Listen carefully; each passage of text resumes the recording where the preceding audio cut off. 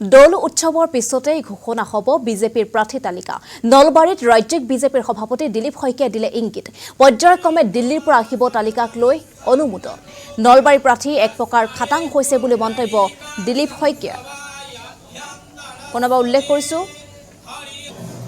দল উৎসৱৰ পিছতে ঘোষণা কৰা হ'ব বিজেপিৰ প্ৰাৰ্থী তালিকা। নলবাৰীত ৰাজ্যিক বিজেপিৰ সভাপতি দিলীপ শইকীয়াই দিলে ইংগিত। পৰ্যায়ক্ৰমে দিল্লীৰ পৰা আহিব তালিকাক লৈ অনুমোদন আৰু নলবাৰীৰ প্ৰাৰ্থী এক প্ৰকাৰ খাটাং হৈছে বুলিও মন্তব্য কৰিলে দিলীপ শইকীয়াই।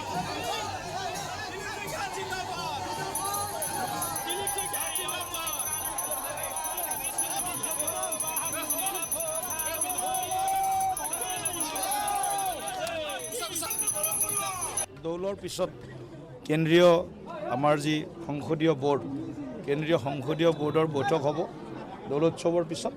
তাৰ পিছতে পৰ্যায়ক্ৰমে আমাৰ প্ৰথম দ্বিতীয় তালিকা আমি আপোনালোকৰ জ্ঞাতাৰ্থে দিল্লীৰ পৰাই আমাৰ ৰাষ্ট্ৰীয় কাৰ্যালয়ে প্ৰেৰণ কৰিব বা অনুমোদন জনাব।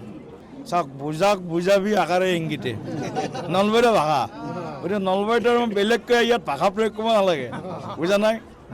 গতিকে মোৰ কথাটো হ'ল কি, আমাৰ পাৰ্টীৰ শৃংখলাটো এইটোৱেই আছে, যেতিয়ালৈ ঘোষণা নহয় কাৰো নাম আমি ক'ব নোৱাৰোঁ। কিন্তু জানেই খালত কি মাছ আছে, মাগুৰ মাছ আছে নে বল্লি মাছ আছে, জানেই।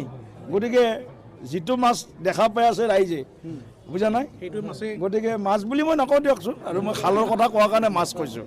গতিকে যিজনক সদায় অনবৰত পায়, যিজনে নলবাৰীৰ কায়াকল্প বা প্ৰতিচ্ছবি সলাইছে, তাক বাদ দি হয়তো বেলেগ কিবা চিন্তা, সেইটো যদি সংসদীয় বোৰ্ডে কৰে সেইটো তেখেতসকলৰ কথা। আসাম টক্স, আপোচবিহীন অসম কণ্ঠ।